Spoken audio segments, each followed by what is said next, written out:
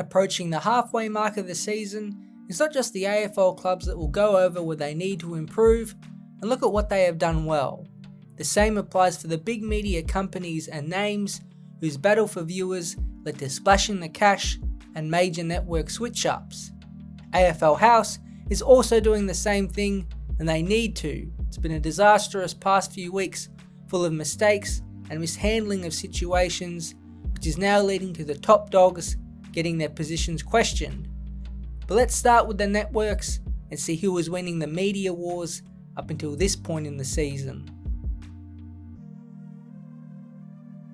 The undertone to these media battles is Channel 7's agenda setters and Channel 9's Footy Classified. Not only are the shows on at the same time, but we all know 7 bought out Caroline Wilson, Craig Hutchison and Kane Cornes from their Channel 9 rivals. Despite spending a whole lot of money, according to the Herald Sun, Footy Classified is still well out in front in the ratings battle. At least in Victoria, just 3 times in the entire season have seen the agenda setters win the time slot in the state. That is using the total people average audience measure. Data from the shows after round 9 show the lead Classified has, and it's still considerable. This week in Melbourne, it rated 81,600 to the agenda setters 58,300, with Tuesday's Footy Classified, which is hosted by Eddie Maguire with new panellist former Essendon champion James Hird, winning 79,200 to 60,700.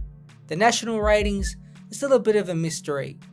However, the agenda setters is still making ground and is actually ahead in certain areas.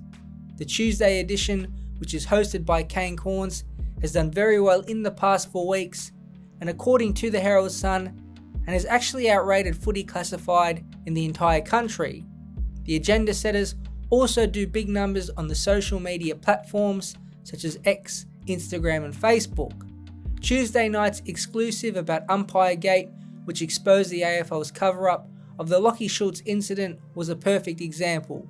Clips from the show had 1.9 million views, with 570,000 views on Instagram, 514,000 on Facebook, 600,000 on X, and 309,000 on TikTok. Other complications such as the agenda setters being shown later on TV as it's first streamed on 7plus make the overall ratings and data hard to compare. But 7 will be happy enough that they are at least a competitive rival to Channel 9, something that despite having the free-to-air broadcast rights for a while, they haven't been for some time. The final point on the media war is on the Sunday shows. This is not competitive. The legacy of the Sunday Footy show is carrying on, and they are destroying Channel 7's Sunday Footy Feast show. For May 11th, the ratings were 88,700 to just 20,800 for the upstart 7 show. Fox Footy has been quiet compared to their free-to-air networks. No data has been released on their streaming numbers, but a final paragraph from the Herald Sun show they are happy. Fox Footy hasn't released its rating figures for its new lineups, but the Foxtel Group viewing for live AFL games was up 10%, and that this year's Anzac Day clash was the second most streamed regular season match of all time and 5th most watched regular season game for Fox. It seems so far the executives at each of the networks, either streaming or covering the AFL, are happy with how the season is going for them. You can't say the same about the people at AFL House. Articles ranging from The Age to the Herald Sun and from the big opinionists have put AFL Commissioner Richard Goyer, AFL CEO Andrew Dillon and AFL General Manager Laura Kane in the hot seat. Goyer has been on the AFL Commission since 2011, with some believing a new change is needed. Dillon, according to Caroline Wilson, is liked by the clubs, but hasn't been able to make tough decisions, and Kane seems way out of her depth with little experience around her. The 34-year-old has had a tough start to life at the AFL. Now there will always be problems, many of which now were inherited from Gillan McLachlan, but the big issue people have had of late are with the basic things. The main one is communication. The Willie Rioli saga was just so bizarre. A direct message threat to a teammate of Bailey Dale's along the lines of, "Watch out when you go and play in Darwin." Not nice stuff. but the statement by the AFL said nothing to condemn his actions.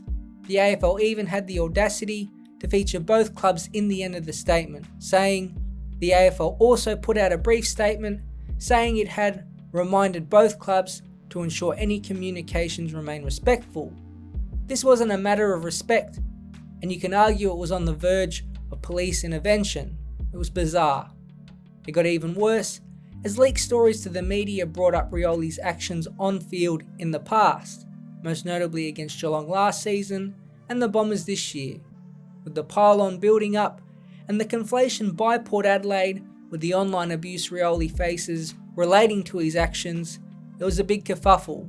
Racism, which no doubt Rioli faces, was getting blended in with his independent actions on the field, and the AFL seemed lost on how to separate the two. For many of us and those in the media, the solution seemed simple. Just give the punishment to Rioli that he deserved for his actions, and then give the support if he needed it. Eventually they did this, giving him a 1-game ban for the showdown, even though he had already omitted himself in the week leading up. It was just messy, and again lacked clear communication. Then there was the Lachie Schultz concussion. This points more towards Laura Kane. The umpires clearly got it wrong, not stopping the game, but mistakes do happen and it is a high pressure environment. But communication broke down again. The original AFL statement declared the 4 umpires did not see the incident, but that was proven a myth as vision and audio was shown on the agenda setters of the umpires clearly understanding the situation. This then led to Kane going rogue and giving a statement to the agenda setters, putting all the blame on the umpires by saying league office was told the wrong information. Bad mistake. The umps weren't happy, and then in one final statement, Kane admitted a miscommunication error.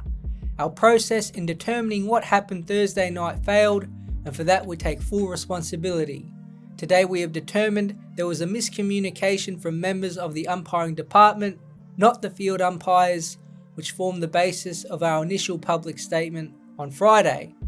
Those team members have been counselled and reminded of the importance of ensuring our process is fully followed regarding these types of incidents, and in this instance, it was not. It's been a bad 2 weeks for those in charge of the game, and the pressure is mounting. It might be time for a freshen up on the AFL Commission, and the club seems certain that Dylan and Kane do need more experience and help around them to make sure the game, which is in good health, keeps running smoothly along.